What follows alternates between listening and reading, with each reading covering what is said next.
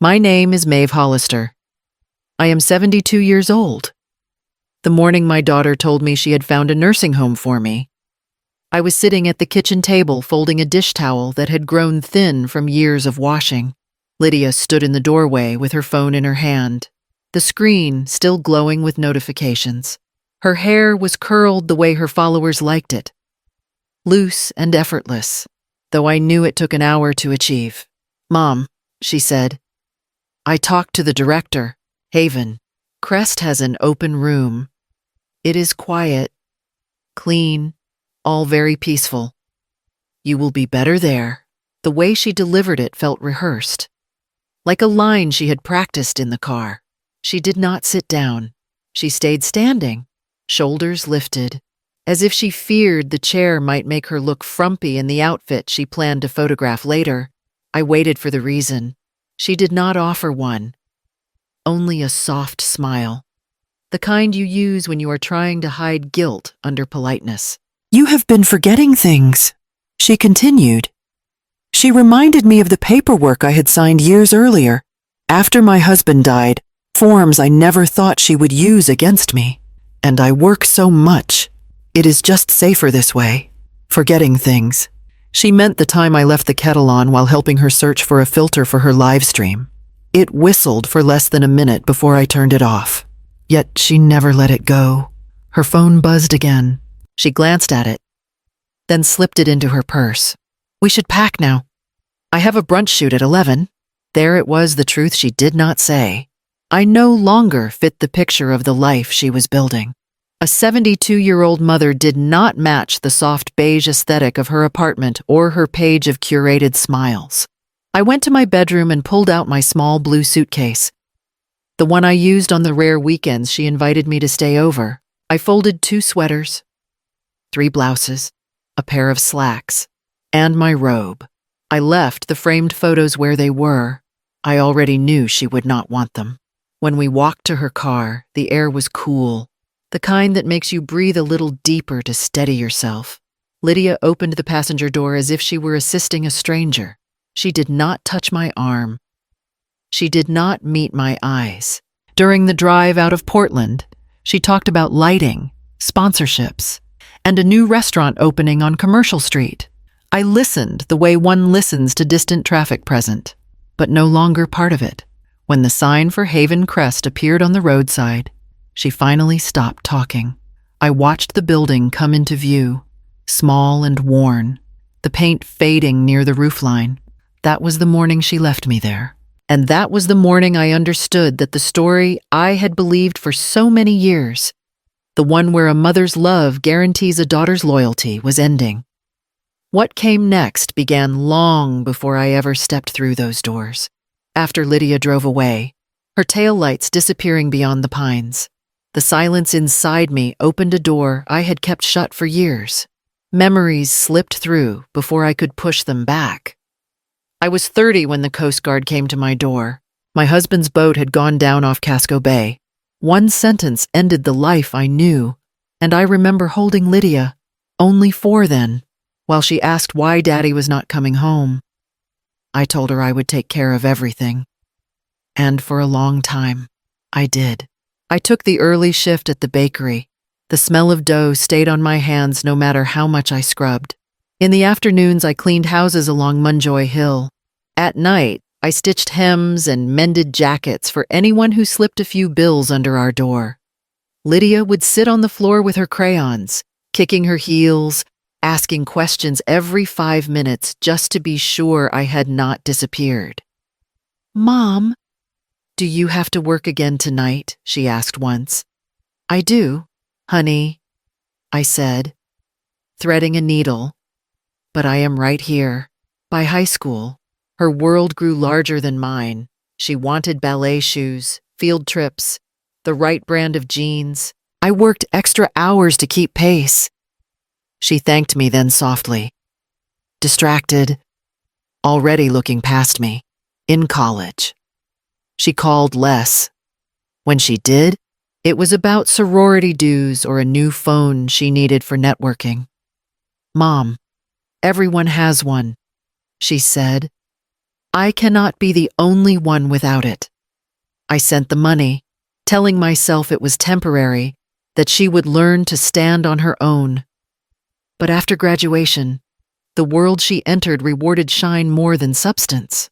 Sponsored outfits, brand ambassadors, curated vacations. She learned quickly that looking successful mattered more than being grateful. I stood behind her through all of it. Somewhere along the way, she stopped seeing the hands that held her up. I first met Harold Parker when I was 45. He lived alone in a narrow house near South Portland. A retired shipyard engineer whose knees had given out long before his stubbornness did. I was hired to check on him twice a week, but within a month he insisted I come every day.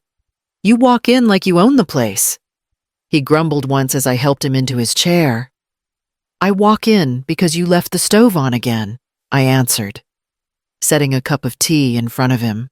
His laugh came out like a bark. Bossy woman. Ungrateful man. Those small arguments became our rhythm. He had no children, no siblings. No one left to call on holidays. Some afternoons he told stories about the shipyard, about metal sparks flying like fireworks. Other days, he just wanted someone to sit in the quiet with him. One evening he struggled more than usual. "Maeve," he said softly, "if I ever become too much trouble, you tell me you are not trouble." I told him, "You are lonely." He closed his eyes at that, as if the word itself lifted a weight. When he passed away 5 years later, I expected nothing. I went to the attorney's office only because his neighbor said he left my name on a form. Russell Grant handed me a sealed envelope. Inside was Harold's uneven handwriting. "You were family when I had none. The house, the rentals, the shares, use them to rest. You earned peace long before I could give it." I sat very still, hearing Harold's voice in each line. Russell listed the assets carefully, but my mind kept drifting to Lydia, her spending, her growing hunger for money she never earned. I folded the letter and slipped it into my coat. Some blessings are safer kept in silence. Lydia pulled up in front of Haven Crest with the engine still running, as if stopping the car completely might trap her there longer than she wanted. The building looked tired, but she kept her sunglasses on, pretending not to notice. A woman in pale scrubs approached us. "You must be Maeve. I am Carla.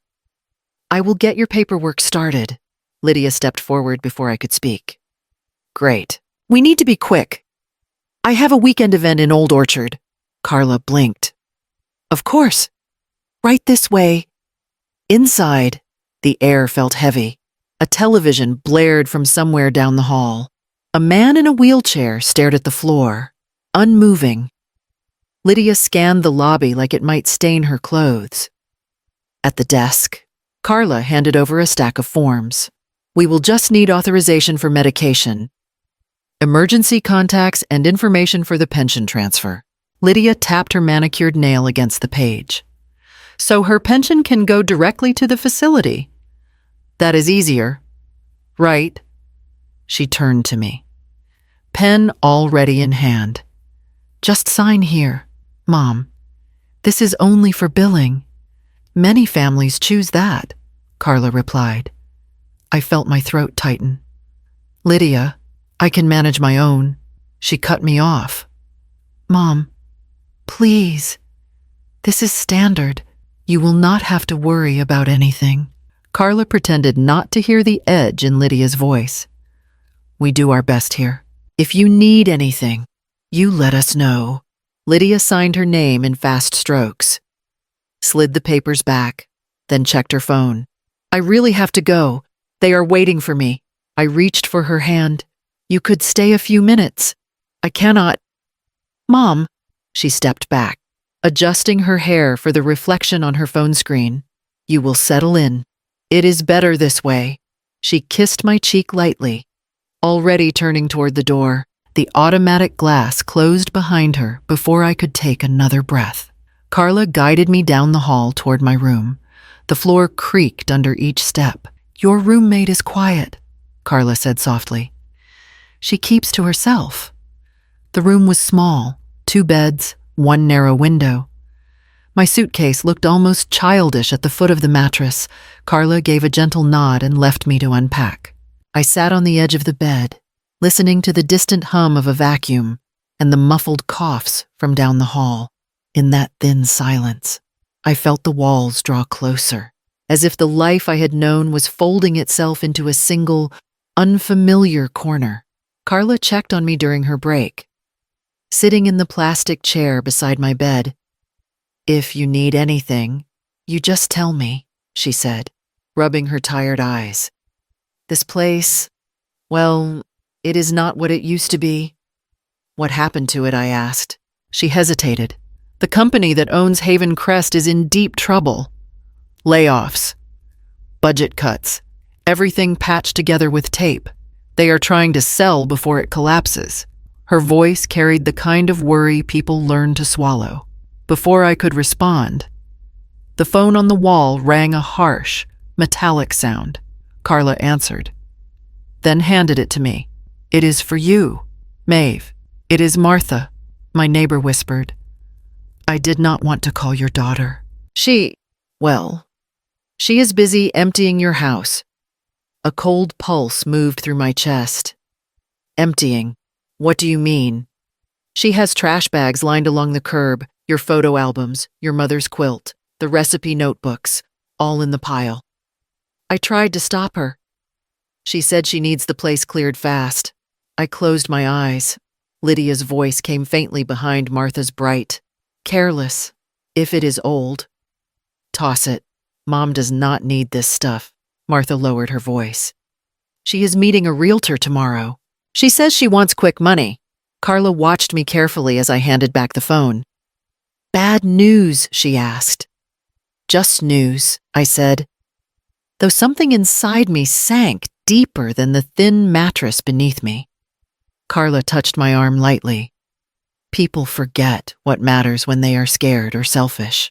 I nodded, but the words barely reached me. All I could picture were black bags on the curb holding the pieces of a life Lydia no longer wanted to remember. That night, after the hallway settled into its soft chorus of coughs and shuffling feet, I slipped to the small phone mounted near the nurse's station. Carla pretended not to see me. She simply nodded and walked the other way. I dialed the number I had kept memorized for years. Russell Grant. A familiar voice answered. "It is Maeve," I whispered. A pause. "Maeve, are you all right? I need you to look into something for me. 3 things. Actually," his tone sharpened. "Tell me. First," I said, glancing down the hallway, "find out who owns Haven Crest and how deep their debts run." He exhaled. That place always felt unstable. "Second, I want a full valuation of my house on Lincoln Street. Every inch." "Of course," he replied. "But your daughter, she is planning to sell it," I said, keeping my voice steady. "And she will not wait long." Another pause. "Understood. And the third thing, I need you to set up a company." I said, "A quiet one. One that cannot be traced to me." His chair creaked on the other end. "Maeve, that sounds like a purchase." "It is," I said. "Maybe more than one." He did not question it. Russell had known me since the day Harold Parker died. He knew I did not ask for anything unless the ground beneath me was shifting. "I will start tonight," he said. "I will call when I have something concrete." "Thank you," I replied, before hanging up. He added softly, "Maeve, whatever is happening, you are not powerless." I held the receiver a moment longer, letting the words settle. Then I returned to my room and lay awake until dawn. 2 days later, the phone rang again. Carla handed it to me with raised eyebrows. Russell spoke quickly. "The corporation behind Haven Crest is near foreclosure. They are desperate to sell. And your house, it is worth far more than your daughter will ever admit. Likely well above $300,000. I closed my hand around the receiver. "Good," I said. "Then we move ahead, quietly." No one at Haven Crest looked twice at me that morning as I walked to breakfast. Just another old woman in a cardigan. And that was exactly what I needed them to believe. Russell called again the following week. His voice carried a tight urgency. Maeve, your daughter listed the house this morning. She asked for a fast cash offer. No inspections. I closed my eyes. How much is she asking? Around $200,000. It is well below value. But she wants speed, not fairness. Of course she did, that afternoon. Carla found me near the vending machine. Phone again, she said quietly, handing me the receiver. Russell did not waste time. She accepted the offer. So quickly, she signed within minutes. She told the broker she needs the money to stabilize her situation. The shell company wired the deposit an hour ago. Closing is scheduled for early next week. I leaned against the wall, steadying myself. Lydia had sold the house I bought with long years of work and quiet sacrifice. She believed she had outsmarted the world. Do we have everything in place, I asked. Yes. He said, the house will legally be yours again by the end of the week. And there is more. Haven Crest's owner defaulted on their mortgage yesterday. The bank accepted our offer. It will transfer to the company next month. I let the words settle my home. And the place Lydia abandoned me in, both returning to my hands without her ever suspecting. Later that night, Carla rolled the dinner cart down the hallway. You are smiling today, she said. Surprised. Just thinking, I replied. She chuckled. Thinking must be nicer than anything they are serving. When she walked away, I sat on the edge of my bed and looked at my folded sweater, the only reminder of my old home I still carried. Lydia believed she had erased me from that house. She had no idea I was already building a life she could not touch. 2 years passed quietly inside Haven Crest before anything in my daughter's life began to crack. Helen Rowe arrived at Haven Crest with a clipboard tucked under her arm and a firmness in her step that caught everyone's attention. I met her in the hallway the first morning she took over. You must be Mrs. Hollister, she said, offering a steady hand. I have heard you care about this place. I do, I answered, and it needs someone who cares back. She nodded once, as if that was all she needed to hear. Changes began quietly.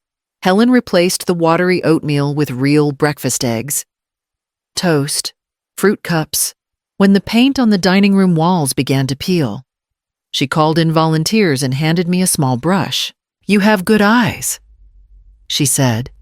Tell me where it looks uneven. In the afternoons, she invited musicians to play old songs. Some residents cried. Others clapped offbeat. For the first time, the hallways sounded alive. I remained a resident, moving slowly through the building as if nothing had changed. But Helen always found me. Your idea for a reading corner worked, she said once. They love it. Meanwhile, Carla showed me a photo on her phone one evening. Lydia's page was different now. Fewer sponsors. Fewer smiles. Looks like she is having a rough time. Carla murmured. I studied Lydia's tired eyes on the screen. The gloss she clung to was fading, and the shadows underneath were finally showing. Life inside Haven Crest was growing stronger. Hers was coming undone. Helen found me in the garden. You have a visitor, she said. She looks worn. I knew before I saw her. Lydia stood near the entrance, shoulders slumped. Makeup smudged as if she had tried to fix it in the car. Happy birthday, Mom, she said, forcing a smile. Thank you, I replied. It has been a long time. She glanced around the renovated lobby. This place looks different, better. It has changed. I said, people cared enough to make it so. Lydia swallowed, then took a breath. Mom, I need help. My bills are piling up. My sponsorships dried up. I just need a small loan to keep things steady, just until I can get back on my feet. I cannot give you money, I said gently. Her eyes sharpened. You are still getting your pension. You have savings. Why would you let me drown? I am not letting you drown, I answered. But I will not fund the life that brought you here. She stared at me, stunned. So that is it. You want to punish me? No. I pointed toward the activity room. Helen needs reliable staff. If you want to start over, there is work here. Honest work. Lydia's mouth fell open. You want me to work in a nursing home I want you to rebuild, I said quietly. Her face hardened, and she turned away, unable to hide the sting. Lydia followed me into the common room, her voice rising. You would rather let me fail than help your own daughter. After everything I have done for you, I turned to face her. Tell me, Lydia, what exactly have you done for me? She blinked. Caught off guard. I brought you here because you needed care. You brought me here. I said, because I did not fit the life you were trying to show the world. Her jaw tightened. You do not know anything about my life. I know enough. I motioned for her to sit, but she stayed standing. And I think it is time you know something about mine. Lydia folded her arms. What now I own Haven Crest, I said. I bought it 2 years ago. I kept it running while you were posting pictures of brunches and vacations. Her arms dropped. You... What, and the house you sold, I continued. That company you rushed to accept an offer from, that was mine. I bought back the home I built with my own hands. She stared at me as if the floor had tilted. Where did you get that kind of money? From Harold Parker, I said. The man I cared for. The one who left me what you never earned. Lydia covered her mouth with her hand, eyes glistening. I did not know. You never asked. For a long moment. She said nothing. Then, quietly, what do you want me to do? I nodded toward the hallway. If you want another chance, there is honest work here. If not, you are free to leave. Lydia looked toward the exit, then back at me, caught between the life she built and the life she had broken. I waited, letting her choose.